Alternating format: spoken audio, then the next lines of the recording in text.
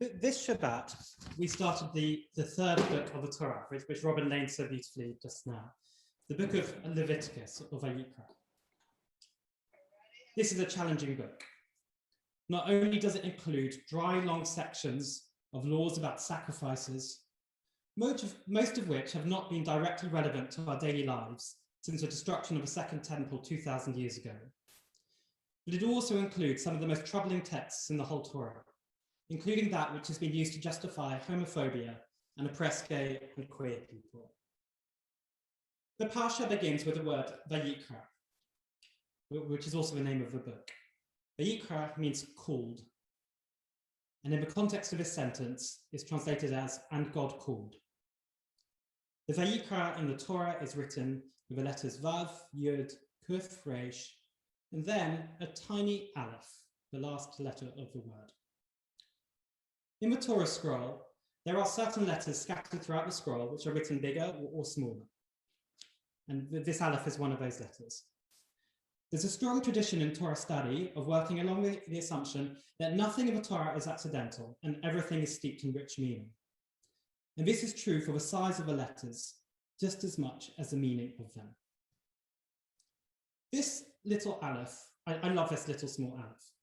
And we have talked about it before in our community, and we've gone through a bit of a journey with this Aleph from Vayikra in Tehillah over the years. 2 years ago, and it does feel like a very long time ago, we were gathered in this room, loads of people, and we held an inauguration Shabbat for Cantor tomorrow.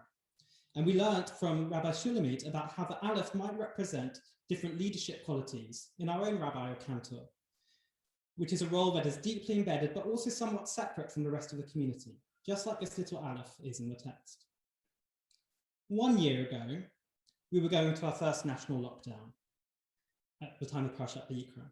And we looked at the Aleph as separate, small, and distanced from the rest of the text, but also, of course, surrounded by the text.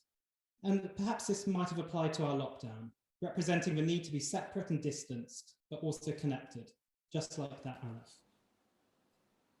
So what do we make of this Aleph today, on this year, on the beginning of this most difficult book? Well, first of all, I think it's important to take a step back and recognize the sheer miracle of this small Aleph staring right at us.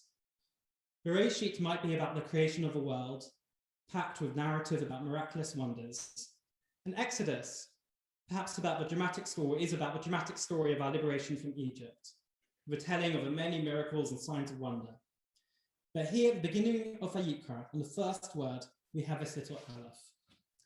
That every single Torah scroll in the world, regardless of the nature of the community, whether the communities in Jamaica, in China, in Stoke Newington, Orthodox Progressive, any community you could care to mention, has this same little Aleph written out in small, handwritten by a sofer or a scribe. And in my view, that's nothing short of miraculous. And this miracle is as impressive as any separation of seas, and it's right here with us in our scroll. Jewish mythology also states that when the Torah was given on Sinai, it was given complete, with the font, with the beautiful crowns on the letters, and the Aleph was written on Sinai, small and separate.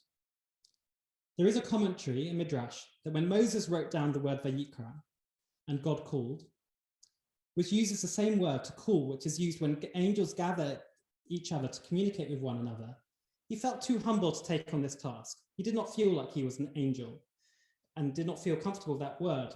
And so he decided to change the meaning of the word and wrote the Aleph separately to the rest of the word.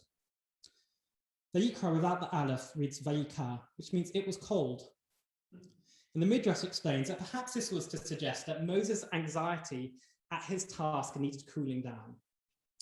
Or perhaps my interpretation is that it was a coded message from Moses that it was quite cold up there on the top of the mountain.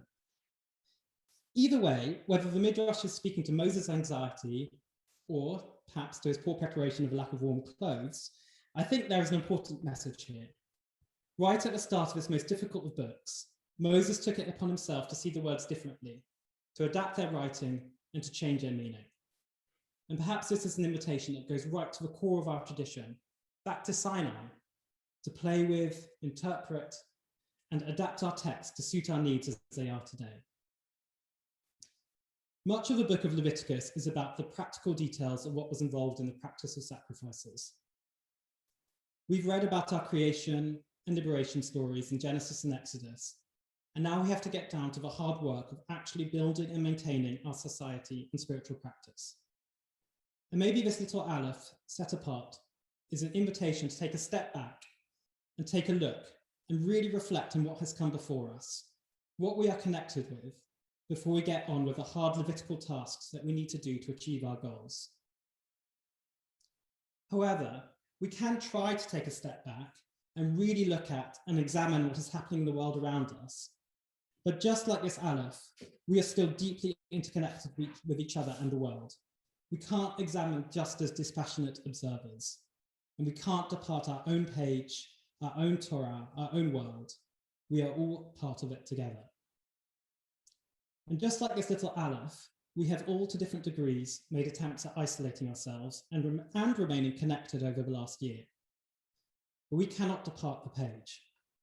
And just like this aleph, which is surrounded by the book of Leviticus, which contains examples of text and laws that have justified and perpetrated homophobia, discrimination against women, we know that we have to fight against this.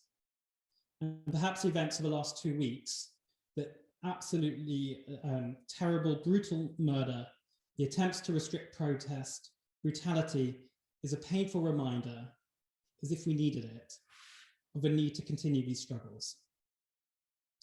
We have a choice, just like that aleph. We can stay cool and distant, separated, examining the world around us dispassionately. Or we can unite with the word Vayikra, hear the call, and head straight on into Leviticus and do what we can to understand the structural discrimination around us and do what we can to dismantle it. Shabbat Shalom.